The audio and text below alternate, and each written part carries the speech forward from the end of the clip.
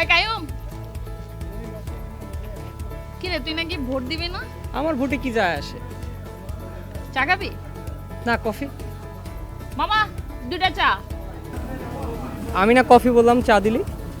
তোর সামান্য একটা চায়ের ডিসিশন আমি নিয়েছি, সেটাই তোর ভাল লাগে নাই। তাহলে তুই ভেবে দেখ তো, দেশের যদি অনেক বড় একটা ডিসিশন তোর হয়ে অন্য কেউ নেয়, সেটা তোর কেমন লাগবে? বুঝলেন তো, ঠিক এই কারণে আপনার ভোটটি আপনাকেই দিতে হবে। কারণ আপনার এই একটি ভোটের মাধ্যমে আপনার পছন্দের প্রার্থী নির্বাচিত হতে পারে, আবার একটি ভোট না দেওয়ার কারণে আপনার পছন্দের প্রার্থী পরাজিত হতে পারে। আমি তো ঠিক করে ফেলেছি কাকে ভোট দেবো। তুই কাকে ভোট দিবি? আমাকে তো বাসা থেকে বলে দিছে আমি তাকেই ভোট দিব। না, এই কাজ করা যাবে না।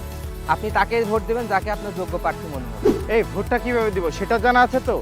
ভোটের আগে আপনার যেই নম্বরে এনআইডি খোলা আছে সেই নম্বরে একটি মেসেজ চলে যাবে। মেসেজে আপনার ভোটার নম্বর এবং কেন্দ্রের নাম দেওয়া থাকবে। 12ই ফেব্রুয়ারি আপনি আপনার কেন্দ্র অনুযায়ী এবং আপনার ভোটার সিরিয়াল অনুযায়ী আপনি ভোটটি দিতে পারবেন। 12ই ফেব্রুয়ারি আমরা সবাই ভোট দিব। আমার ভোট আমি দেব, যাকে খুশি তাকে দিব।